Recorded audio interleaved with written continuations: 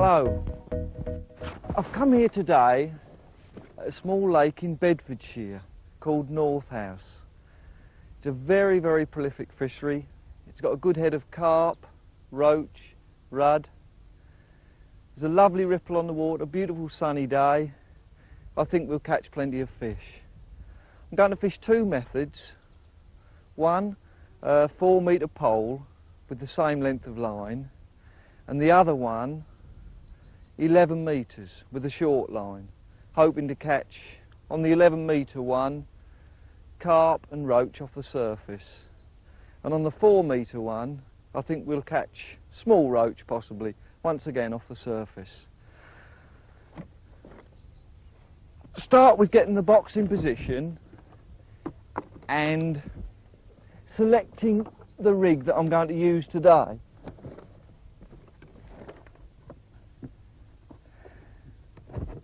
These boxes with the adjustable legs are handy on uneven surfaces for getting your box level. It's important to be comfortable when you're fishing.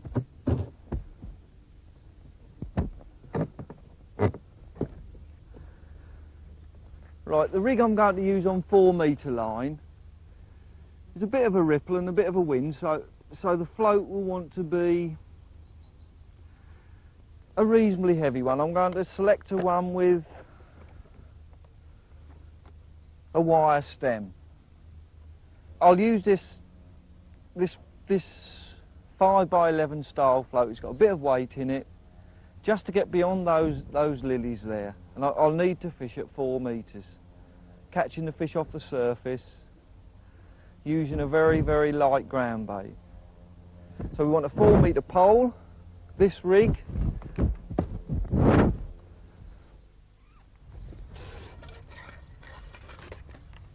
I'm selecting this 4-metre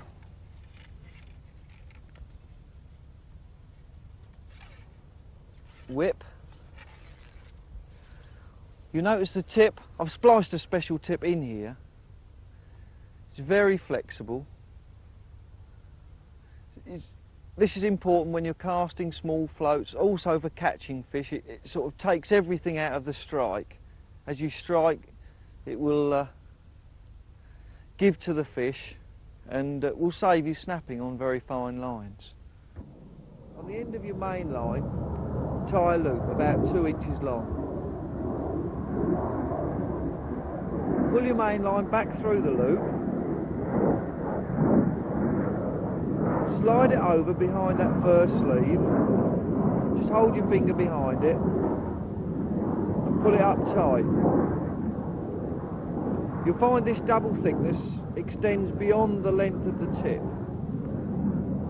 to give you increased strength. And then your second sleeve, push that on the tip of the pole. So here you've got the double thickness coming right through. This is the weakest part on the end here, coming right through, so it's securely fixed. It won't come off, it's just hooked behind that sleeve. It can be easily undone as well. All you have to do, if you want to undo it, take that sleeve back off, just push the line there, and that little loop will come undone. There you are, I'll just push that back on again now.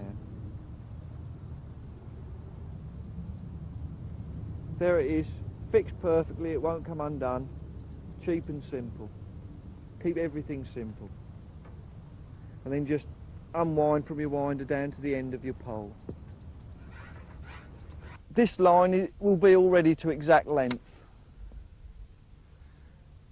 There's the float itself. It's completely wire all the way through. Because of the ripple, you'll want a float with a little bit of stability today, I think, at 4 metres.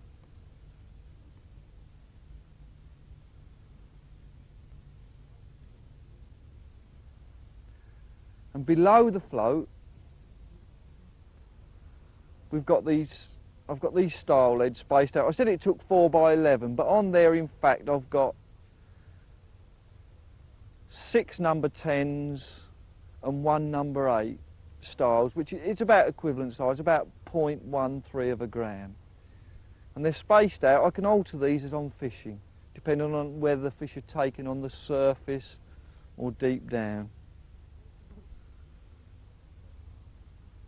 The hook, now the hook length is 0.07 mil. It's always weaker than your main line. So that if you do happen to get a big fish and it does break you, it will only break the hook length. You don't want your main line being broken. And the hook length itself is about 8 inches long, 7 or 8 inches long. A very small knot. The last steel lead I've got pushed against that knot itself.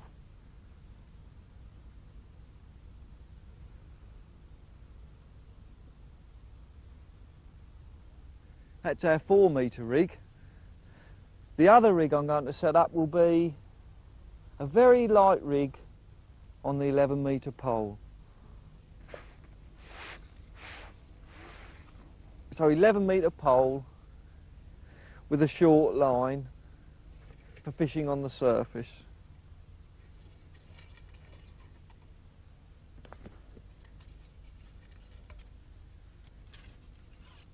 Now the tip section of this pole is elasticated with a fine elastic. It's sort of between a medium and a fine. I think the fish we're after will be about perhaps up to 2 pounds, but there'll be some 6-ounce fish, so if you've got too heavy elastic you'll be bouncing the fish, and if it's too light, when you hook the larger fish you won't have any control over them. Now on the end, this elastic runs through this one tip section. There's a plug in this end with the elastic looped, fitting there, and in the other end we've got a connector, a stone flow connector, the elastic attached to it, running through a PTFE bush. This helps the elastic to slide. Rubber doesn't want to slide over anything really, so it helps the rubber itself, the elastic, to slide over and to come out smoothly. In addition to this, a really important thing is some liquid silicone. It's under the trade name of Slip. Absolutely brilliant for pole. What I do is pour about 15 drips in the bottom end. Let it all run down through the pole, through the elastic, and that'll last you for a match. So drip it in, pour it in, let it fill up the pole. What it does, it coats the elastic and it helps it slide much more smoothly over the bush. Fill it up if needs be, and that'll last you for 5 hours. Cap back on, and then you'll see the silicone coming out the other end. And it's really silky smooth. You'll find that once you put that in, you get no problems with elastic hanging out the end of the pole once you get water dragged back in. It seems to repel all the water, and you can fish for 5 hours, but it needs to be done every time you fish. Every time you fish.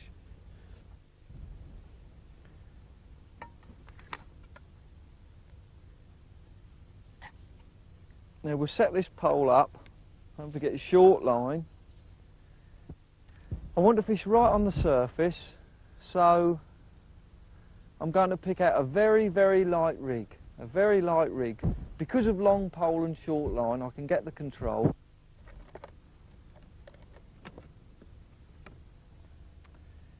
And something like this. This is a 4x8. 4x8 style leads, which is a very, very small float. It's a wire stem, Milo pole float, wire stem and a nylon bristle.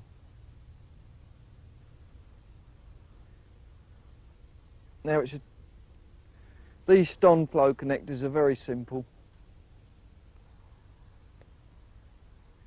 You've just got a loop on the end of your hook length which flicks over the hook, and then slide part of the stone flow through. It's fixed on. Now below the float, as I said, the float takes 4/8 styles. what I've done is I've put, there's a number 10 style, it's the first one, and then there are 3 very small style leads, 3 number 7s. The last one, once again, is near the hook length. The main line is 08, 1.3 pound in high tech, and the hook length is 07 again. The hook is a series 2 Bettini.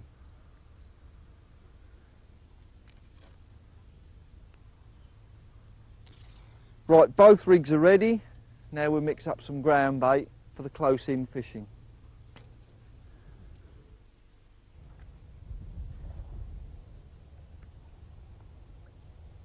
I've positioned my keep net, landing net's ready.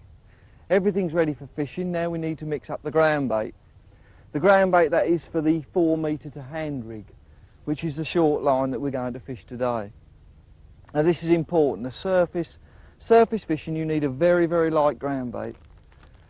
And this one from Marcel van der Nijn, it's called Special.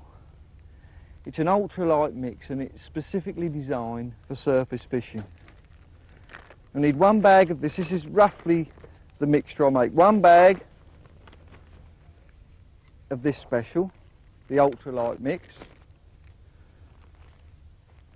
or 1 bag, half a bag, and once again another one from Van der Nijn, it's called Super Cup, very popular one, half a bag of this,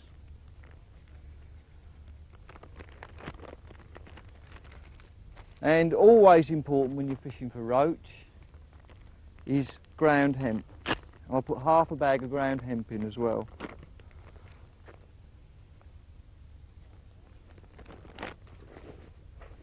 Right, while the mixture's dry, mix thoroughly.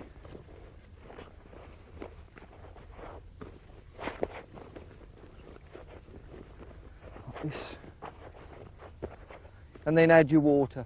Now the mix we're looking for, we're surface fishing, so it wants to be a fairly light mix, not too wet. But bearing in mind, particularly with this continental ground bait, it tends to dry out after 4 or 5 minutes, so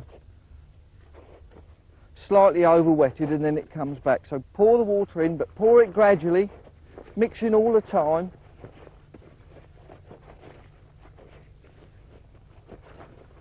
Feeling the texture all the time. More water.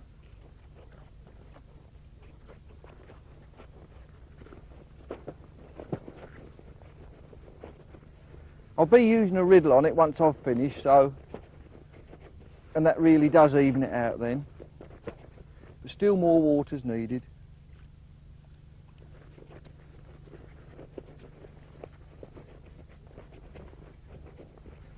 And just testing it occasionally to see how it holds and then breaks up.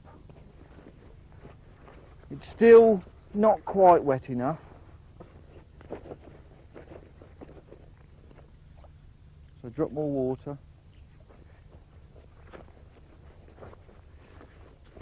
This is all really down to experience, how much water goes in.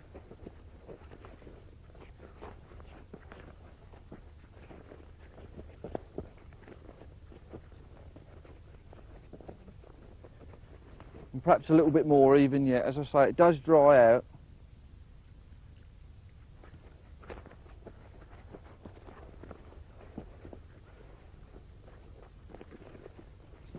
Like that. And to get it finally ready, then we put it through a riddle, just to take all of the lumps.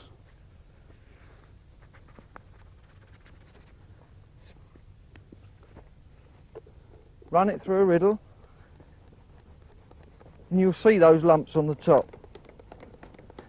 If you didn't run it through, that's what would be left in your ground bait, those look, but they don't have to be wasted. You can just rub your hand on them, just rub it on the top to rub them lumps through.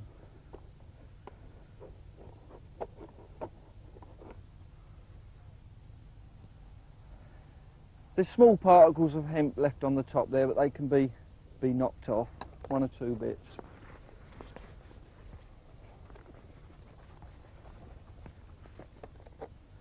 Just run it through.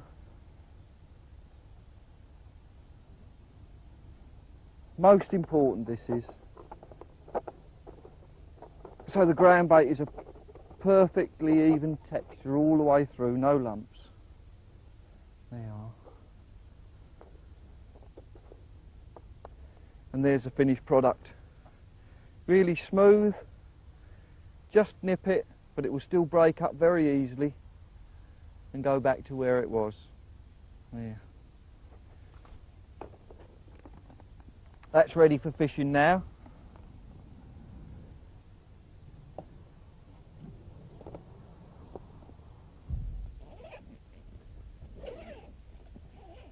It's a very hot day today, so I bought my bait in a thermal container with ice packs to keep it cool. This is the bait we'll be using, so we'll be using squats in our feed.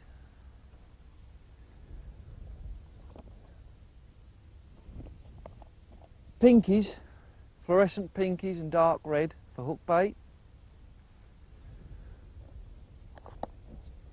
And also some large red maggots for hook bait as well, in case they're needed. And now we're ready to fish. Everything's there, and now we'll catch some fish. We're all ready to start. Ground bait's mixed up.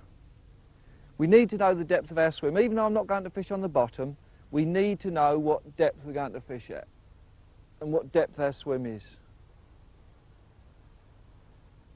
It looks to be about 6 inches deeper than I am, which is about right. I'll start off 6 or 7 inches. Perhaps I'll pull the float down 2 or 3 inches. 6 or 7 inches off the bottom.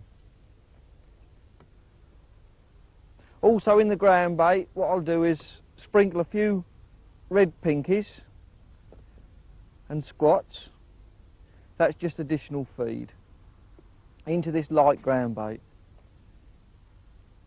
There's a few larger fish here, so I'm going to put on a big red maggot. There's some small ones, and to avoid them, I'll put on a large red maggot. Fish with that. When you're casting, this is where the importance of the flick tip comes in. This soft tip helps you cast the light float. You cast from your wrist, but holding the bait just above the bait on the line to give yourself a little bit of tension on the end. So it's like a sort of like a catapult, I suppose. And you flick over, so your bait goes in line. Let's do that for you again. Sort of a flick from the wrist, and then feed. When you feed, I'm feeding with my left hand. Not everybody can do it, but squeeze quite tight. It's a very soft ground bait, so it doesn't matter how hard you squeeze. Oh, I've hooked a fish straight away without feeding. Look at that. It's only a small one, a small roach. There must be a few in here.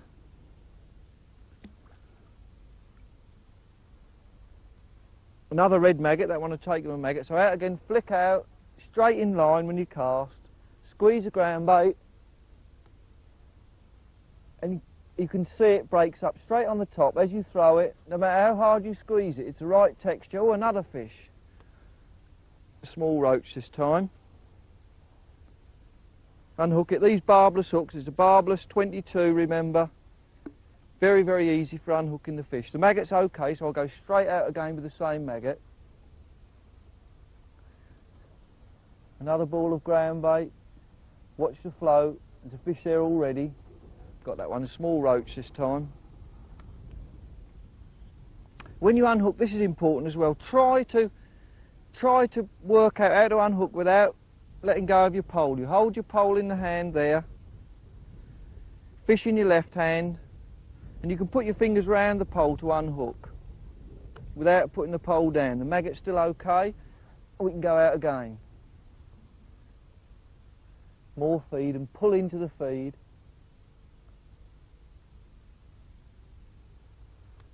Small roach, a really small one that time.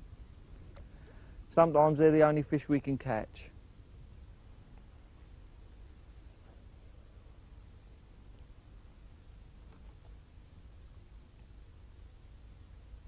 bigger fish off the top. Not that big, but a roach. More feed and pull into the feed.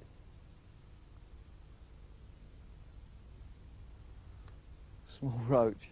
A really small one that time. Sometimes they're the only fish we can catch.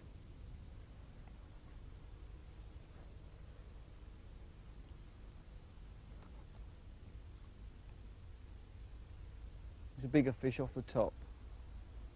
Not that big, but a roach.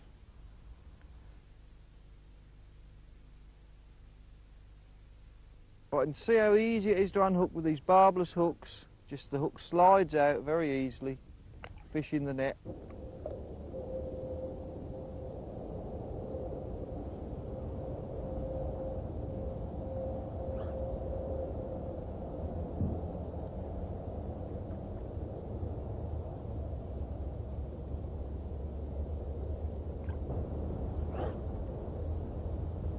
Try and develop this technique of throwing the ground bait. It has to be thrown virtually underarm because the ground bait is so soft. Squeeze it hard and at the same time throw it. So a good hard squeeze, doesn't matter how hard you squeeze it, as long as you've mixed it right. It's a bigger roach this time. As long as you've mixed it right, it's a nice roach.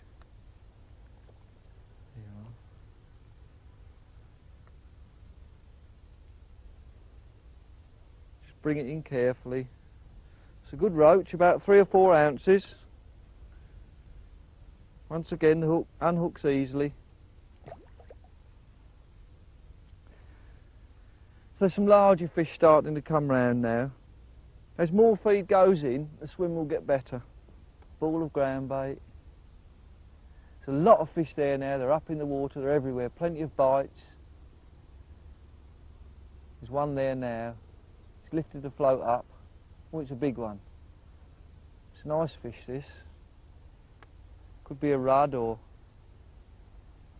maybe a big roach. No, it's a rudd.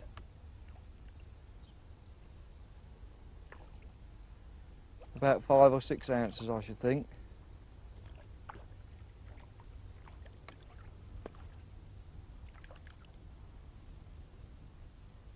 There. No top lip on this rudd, so this is why they're sometimes difficult to hook, unlike roach or any other species. The front lip is set right back, and it's sometimes difficult. But there's the fish. Beautiful fish, 5 or 6 ounces.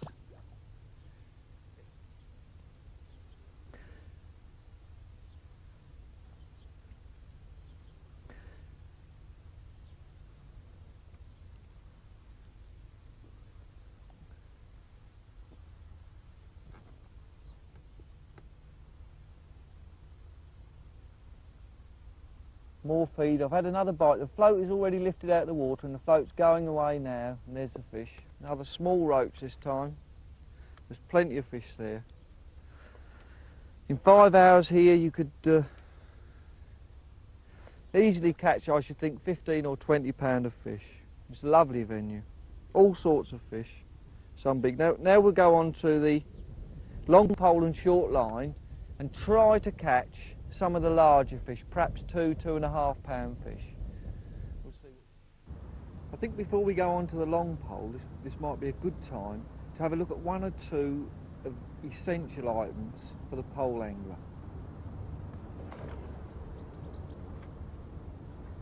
These are style pincers. They're used for putting very small leads, style leads, onto the line. It's impossible to get onto the line, these style leads, without the pincers. They're important. Remember, these style leads in this country we can only legally use between number 11 and number 7.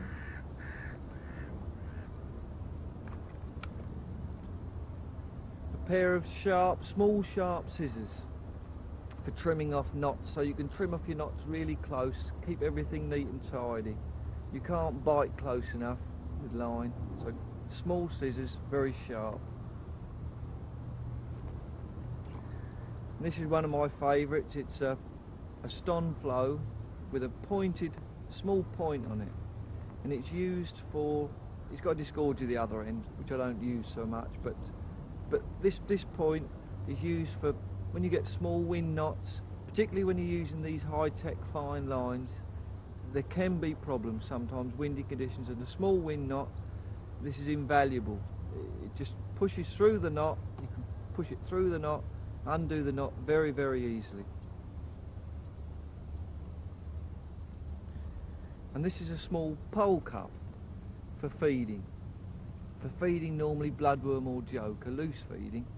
It's got a clip on the end which fits onto your pole, and then you can feed it out, drop the feed really accurately, exactly where you want it. Mainly used for winter fishing where you're not feeding very much. So you can feed small quantities of bait very accurately and get your hook bait in exactly the same position as your feed. It's very, very good. Let's go on to one or two of my favourite floats.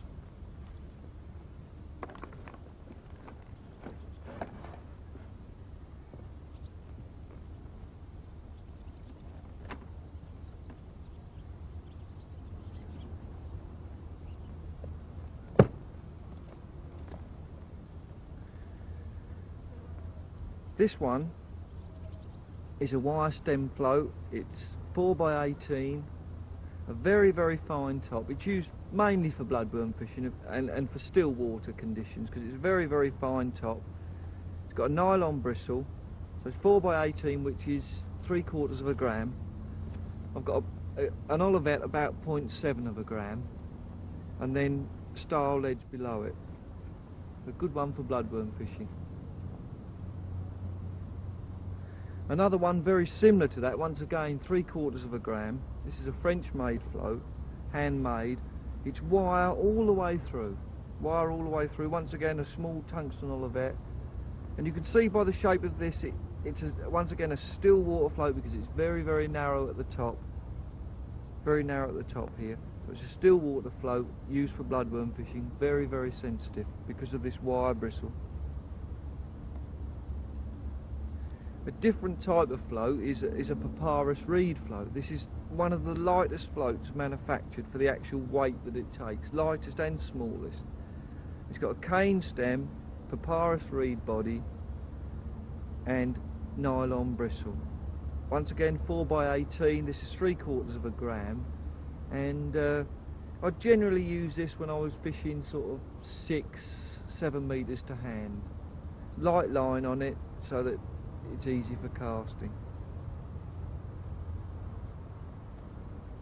And another one here is just a slight Papyrus reed again, slightly different shape, 4x14 this one, and I've got all steel leads on here, all style leads, so you get a sort of more for slower drop, on the drop fishing.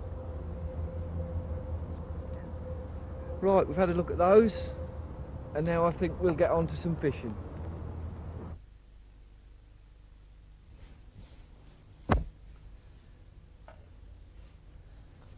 Right, now we're going on to 11 metres. There's our pole, the end part, with the rig attached to the top 3 sections. Let's recap on this again. Remember, it's 0.8mm main line, 0.7 hook length.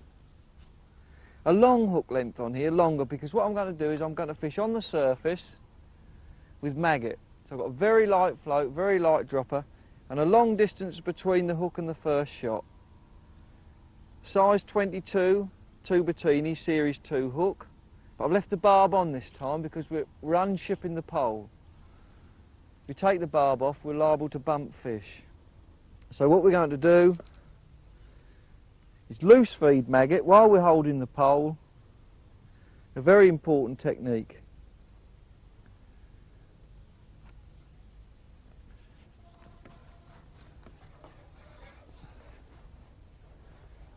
Also, when you're going out with the pole, look to lay the float and the line dead in line on the water. Maggots in the catapult. And unlike you would normally do, you would normally pull the actual catapult back. But what you have to do with this technique is push push the actual catapult forward so it projects the maggots out. Let's do it again. So loose feeding. I've got this pole trapped across my leg while I'm loose feeding. Watching the float.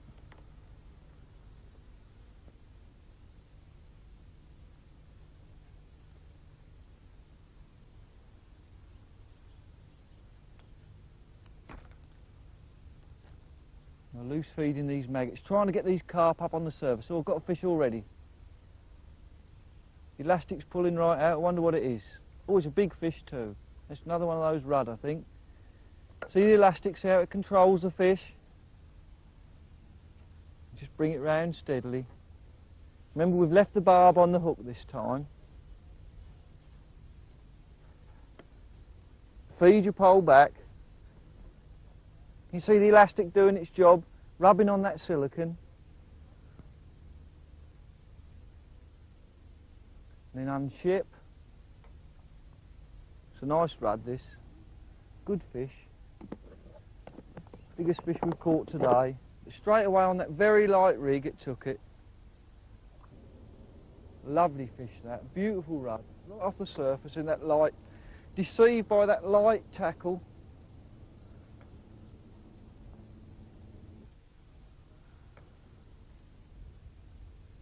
Good rudd, probably 8 ounces.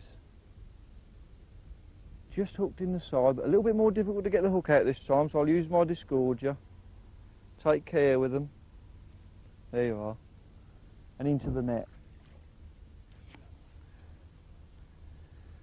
Well, that large carp is still eluding me.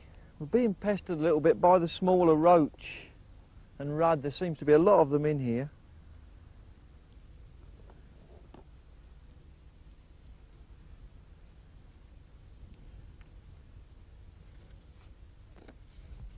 It's a good way of fishing this. It's so positive. So although you're fishing very light, the bites are usually immediate because everything's perfectly natural.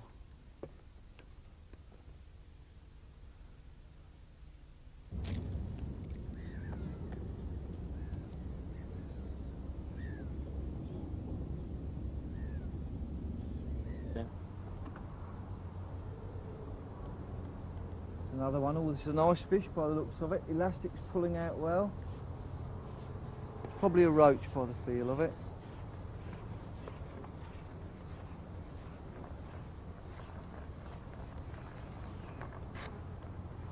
Oh yes, lovely fish this one.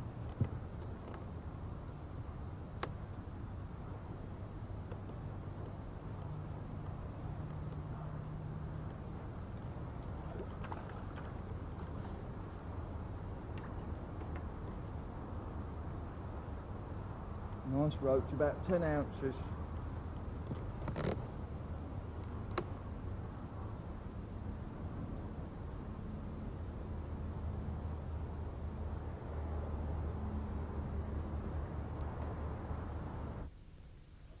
Fresh maggot on.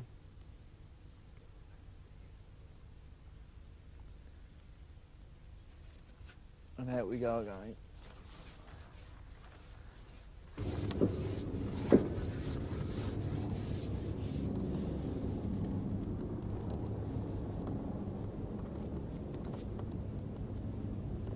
This looks like a much better fish.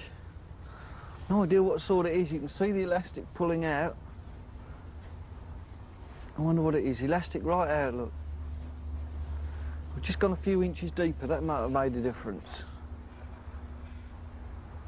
Oh, it's a rudd. Shouldn't have made any difference. Yeah, it's a big rudd.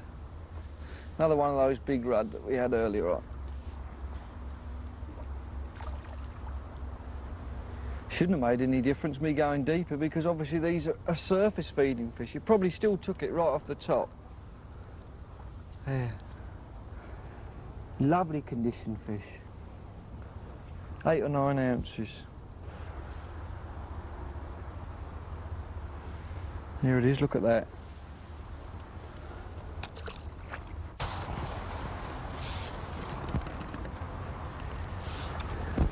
Some more maggots.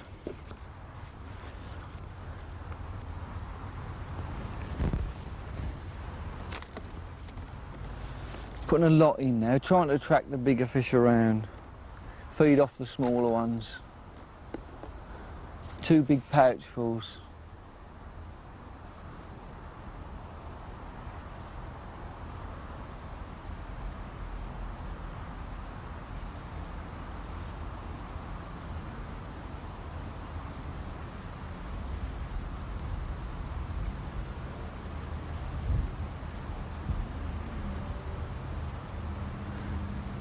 Lifting the float and moving the bait, trying to encourage a fish to take it.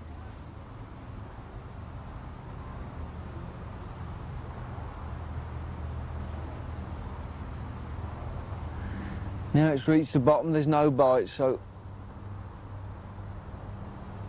back out again. And some more maggots.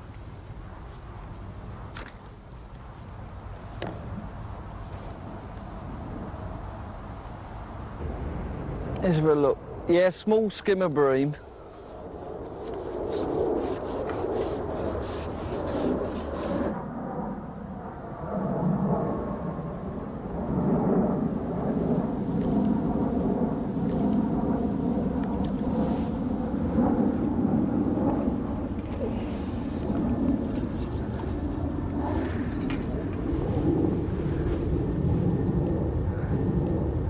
Only a small fish.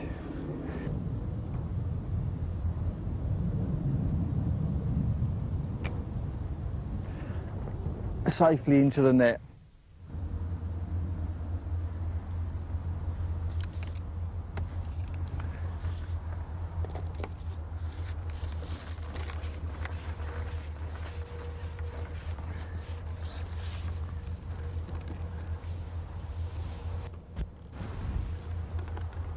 What's this? I think it's another skimmer by the feel of it. Took it straight away. See the elastic doing its work.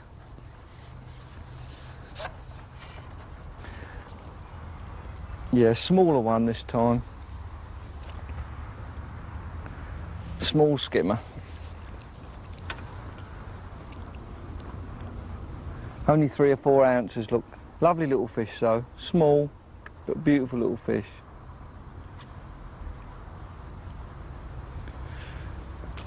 Can you see how this slime, always from skimmers, gets up the line? Make sure you clean it off.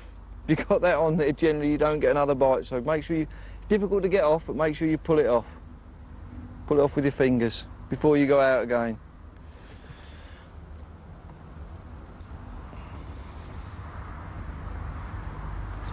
Another maggot. Let's see if we can catch another skimmer. Perhaps we're getting a run of these.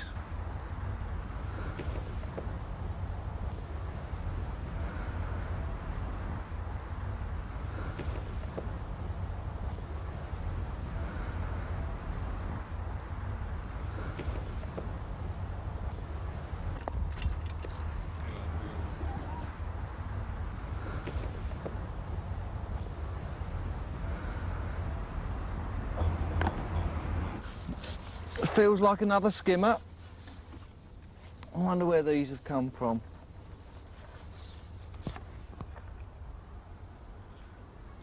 Yes, small one again. I think I can just lift that one. About 3 or 4 ounces.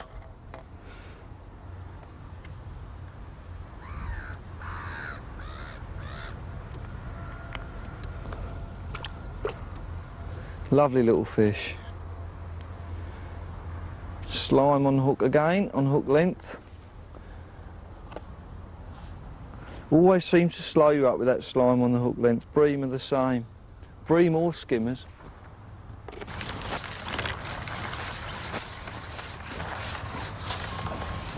Always use a pole roller when I'm fishing 11, 12 or 13 metres. Helps to support the pole.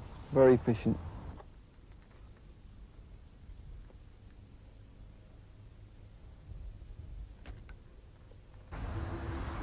Oh, this is a much better fish. Look at the elastic right out. I think this is the carp we've been looking for. The elastic must be out 4 or 5 foot. Beautiful fish. Oh, that feels better. It's the one we've been looking for all day long.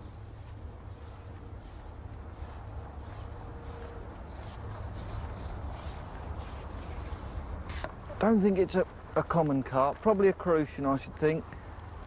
It's fighting more now.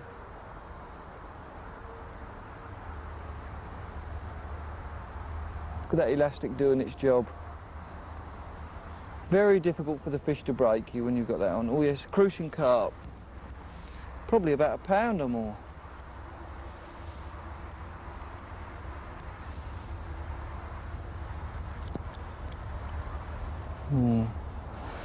A lovely fish. Really heavy. Well, we were looking for carp, probably not crucian, but oh yeah, nice fish. Just over a pound.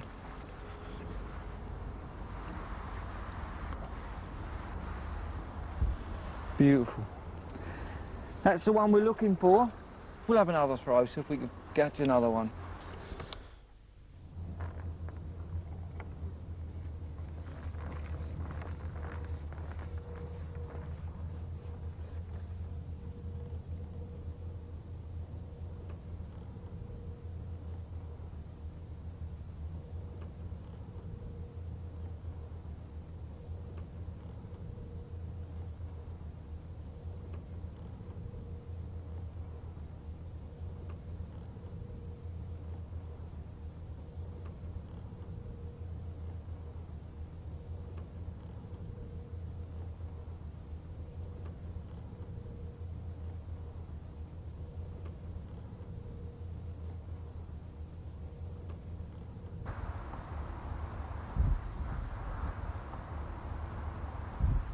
Yes, feels like another good fish. Once again, elastic's out.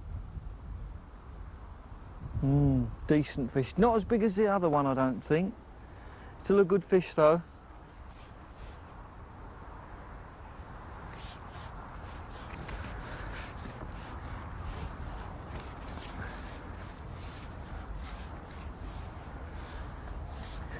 Fighting well. Probably another crucian, smaller one. Yes, that's what it is, crucian. A little bit smaller. Oh, it's starting to fight now. Fighting now more than when I hooked it.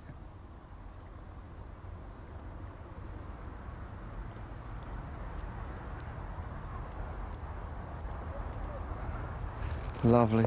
Oh, the beautiful fish these. One of my favourite fish, but don't seem to catch many of them in matches these days. Yeah, look at that. A little bit smaller than that other one, I think, but well, that's a good fish to finish the day on. Crucian carp, just about a pound.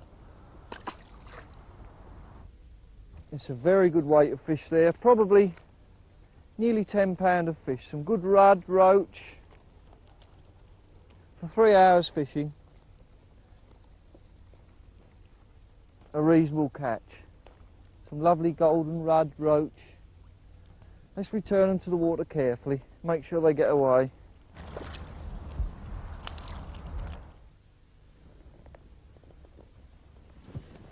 Well, we've covered 2 aspects of pole fishing today. I hope you've learned something. Remember the country code to keep your swim clean, free of litter and discarded line. Tight lines.